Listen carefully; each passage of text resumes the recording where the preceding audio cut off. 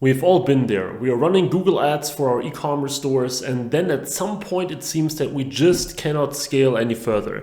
Whether this is at 20, 30, 50, $150,000 a month, there is a point usually where you're doing more, where you're testing, where you're tweaking, but you cannot scale through this point. This is exactly what I want to talk about in this video, because we here at Cartlift, we work with clients of all shapes and sizes, ranging from very small e-commerce brands and dropshippers all the way up to brands making $50-60 million per year. So we have seen it all. We have seen a whole bunch of seemingly impossible ceilings to break through. And in today's video, I talk about the steps, from the lowest hanging fruit, step by step, what you can do to break through those ceilings and actually also find out whether you have a real ceiling in the first place. So stick with me and let's get started right away. Let's first of all talk about the different sort of ceiling scenarios, right? The first one that many people don't really understand is that a niche can be finite, right? You can be in a very, very specific place, an industry, where literally you cannot scale beyond 30,000 a month without like massive ad spend that you have to put in there to create more demand. So if you're in a very specific industry, $30,000 a month might be possible, but beyond that, you need to spend a lot of money on, discovery, display, Facebook ads, etc., to make people aware of those products. And this can be very, very expensive. So if you don't have the budget for like a huge marketing campaign to make your industry itself more popular, it can be very difficult. So we have a few clients that literally are in this, $30,000 to $80,000 a month range, and they cannot scale any further. So all we do for them is we constantly try to further boost their ROAS and their profitability. Every now and then we run another test trying to break through, but we accepted the fact that they are in a small space, they know it, and they are happy with us keeping things in check, keeping competitors at bay, and making sure that the ROAS is as high as it gets, but we don't expect to scale by another 50% or anything like that.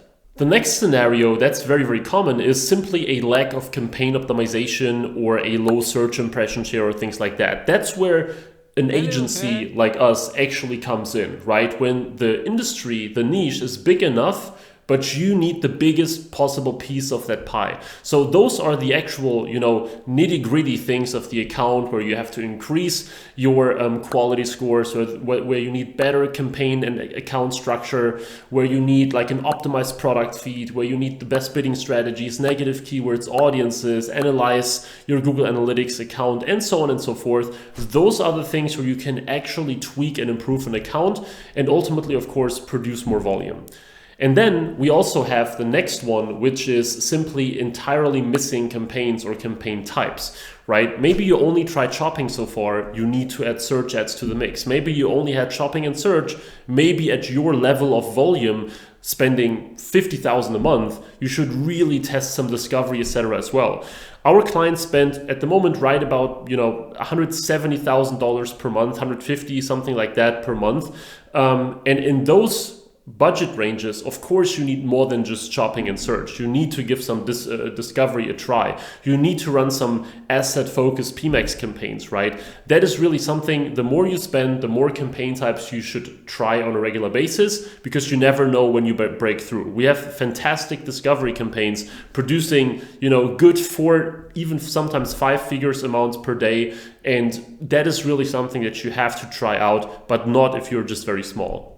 Now that you know exactly sort of what the typical scenarios are where you just cannot scale any further, let's talk about like the scaling hierarchy, right? I talked about that several times on this channel in different ways, but very, very quickly, because before we move on to like the different sort of scaling metrics and KPIs and things like that, the easiest one you should always try to maximize search impression share for is shopping ads, right? Because shopping ads, of course, you know that there are a few things that you have to do: optimize your product feed, have a great campaign structure, use custom labels to manage it effectively, have the right bidding strategy, negatives.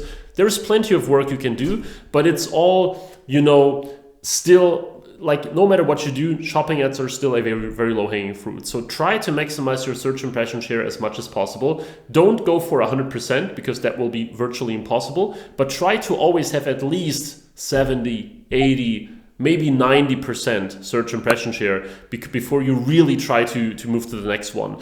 Sometimes you are at like 60, 65 and CPCs are already so sky high that you cannot scale further. That's okay, but normally try to really maximize that. Then next step, you look into search campaigns, right? Next level on this hierarchy, because you still have buying intent, you still define keywords, you can define the URL, but the buying intent part is the important one. So with search campaigns, most e-commerce brands that have like a decent budget can still scale very well. So that's like the next step in this hierarchy. Then PMAX is like a tough one, right? Because sometimes PMAX comes first. Sometimes PMAX is really just for scaling. But I know that these days, mid 2023 or towards the end of 2023, most brands use PMAX regardless of how much they maxed out their other campaigns. So feel free to place PMAX either at 1, 2, or 3 here when it comes to that hierarchy. But I still say shopping and search first if you are starting at least from scratch or if you have spent very little so far. When it comes to PMAX, technically you can scale it to the moon, right? Because it combines all these networks. But then of course you have to keep an eye on profitability. So if the PMAX campaign only spends money on display and YouTube, then you can scale it to spending 10,000 a day, but you're probably very unprofitable if you don't have the assets and the products, etc., to work with those visual campaign types rather than just spending money on shopping and search. But that is like somewhere in the middle. Depending on how you use it, it might come earlier, right? If you have a PMAX campaign and it's unrestricted in terms of bidding, then technically this can be scaled to the moon. Typically what we use next is discovery. We find discovery a lot more effective than display. Display we virtually ignore, right? But discovery can work. If you have a visual product, if you have an optimized store, if you have a lot of conversion data, then discovery campaigns often do work. Yes, you might have to tweak it a little bit. Yes, you might have to spend at least a few $1,000s to really get a good sample. But sooner or later, you may see an effective performance-driven discovery campaign that actually produces profit. So this really comes next once you maxed out shopping, to some degree search, maybe tried some PMAX, but that's not even necessary, okay? And then after discovery, because as I said, display, usually you don't need it. There are very, very, very few cases where we have had like a very successful display campaign. Then you have YouTube, and YouTube also completely depends on the brand. You can do amazing numbers, right? We have clients making $500,000 a month from Google Ads, and we still do not use YouTube because it just doesn't make any sense in the context of that brand. So YouTube is not just a matter of scale, but a matter of what you sell. If you sell very boring everyday products, if you're just selling a whole bunch of, unrelated things, if you are just like a warehouse kind of store, for example, or if you sell really boring, plain products, you would need so much money to make some sales from YouTube through like branding and things like that. It's usually not worth it unless you are literally willing to spend tens of thousands of dollars, maybe even more, on a YouTube campaign before you see some sort of traction. Then it's not for you. So for YouTube, you need to meet a few characteristics. Either you have like just simply amazing videos, or you have like a demonstratable product where you can actually show it in action, where you can maybe craft some shorts around it along with some longer form content, where you have like high production quality, things like that. Then YouTube ads can work. I have actually a section about YouTube in my Google Ads training for e-commerce, the eCom PPC Academy, where I talk exactly about how a YouTube campaign YouTube video ad should look like, what happens in the first 5 seconds, afterwards, examples, landing pages, etc. But for most brands, it's something that comes very, very late, right? Because it's very difficult to make it work. We have a few examples of that, and also a few of the brands and clients that we consult, so that we work with and not manage directly. We have some pretty good examples of where this works, but it's just overall still a minority, I would say. So what are the metrics that you need to look at when it comes to really scaling and breaking through that ceiling? Well, the most obvious one is search impression share, right? Because the search impression share determines how many impressions you get in comparison to the competition. So if you have a search impression share of less than 10% in a shopping campaign, right? It shows less than 10, which is the lowest number.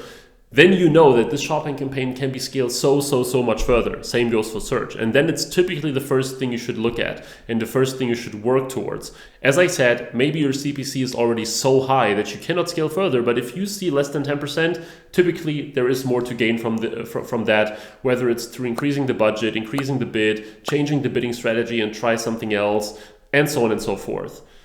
The next one, and that's very interesting and something that many brands miss out on, is boosting your click-through rate. So if you have a shopping campaign with a 0.3% click-through rate, I always aim for 1%. There are brands where this is impossible and we just accept that, right? But I usually, as a rule of thumb, I aim for 1%. And until I have actually tried it in a whole bunch of ways and I decided, okay, it's not possible here, I always try to get that 1% or, of course, ideally more. Think about it. If you have a 0.3% click-through rate on a shopping campaign or on a product, on a specific one, getting that to 0.6, all other things being equal, means you're doubling your sales, right? You get double the traffic, you get double the conversions, etc. So increasing click-through rate, whether it's on shopping, search, PMAX, discovery, whatever, is a really effective way of scaling because you always just get a fraction of the impressions to visit your site, right? Especially on shopping where CTR is virtually never over 2-3%. On search, it's a bit different. But if you think about it, boosting click-through rate is a very low-hanging fruit because it's just a tiny fraction of the people that see your ad that actually visit your store, and maximizing that tiny, percentage is a lot easier than, for example, doubling your impressions potentially if you're already at a high level, right? If you're already looking at a whole bunch of impressions. Next up, you can work on your conversion rate. Of course, that's easier said than done, but you can do it both on the ad side and on the store side.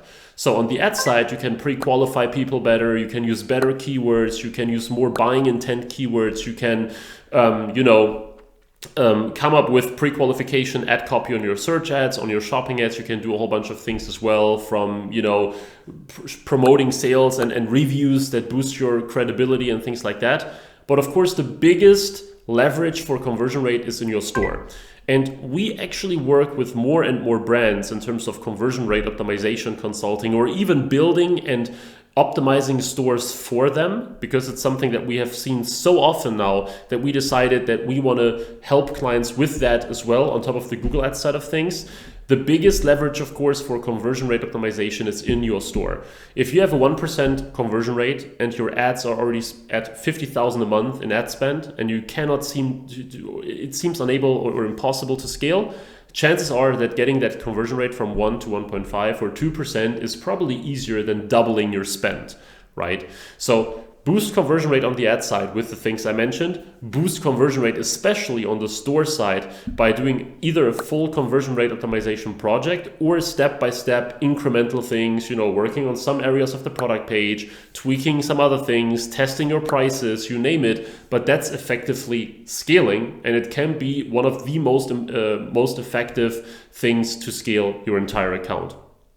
And then we also have AOV, which is usually not as important as conversion rate, but still, if you manage to boost your average order value by 20% by using bundles and upsell incentives, etc., this is also scaling. If instead of $100 AOV, you have $120 AOV, you are effectively scaling your entire account and your ads become more effective. You can spend more money on ads again because now you have higher ROAS automatically, you name it. Those are all metrics to focus on step by step to scale your account when it seems like you have this invisible ceiling.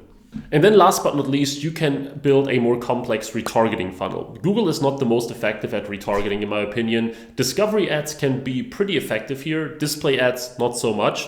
But building a creative, in-depth discovery retargeting funnel, or maybe even PMAX, even though I don't like that too much because it goes beyond the targeting automatically, this can really grab some further, low-hanging fruits and some leftovers to scale. But of course, this is limited. You won't see another 80% of volume or double your entire account by just tweaking your retargeting campaigns, but it can be effective. You may add another 10-20% to it that ideally have a fairly high ROAS, or you add some other traffic sources like Facebook, etc. That's a different topic then. But building a complex retargeting funnel around that around everything that we just discussed is like the, cherry on the cake, if you like, to further boost your volume and grab some of the leftovers.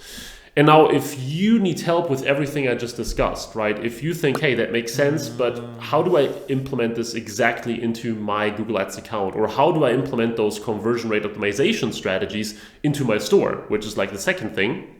Then I highly recommend that you check out the link in the description to CartLift, our website where we help e-commerce owners, e-commerce store owners, or people who work on an e-commerce brand to really boost their revenue through Google Ads, and as I said, also CRO on the side. So if you don't know what to do next, if you feel stuck, if you feel like you hit that invisible ceiling, if you cannot scale further, if your ROAS is bad, if you don't have the consistency you want, then give us a call. We currently manage about $700,000 a month in Google Ads, and we can use all these learnings, apply them to your case to help you scale further quicker. So thanks a lot for watching. If you enjoyed this video, please leave a like. Please subscribe for more Google Ads and marketing content for e-commerce businesses. And with that being said, I really look forward to see you in the next video again.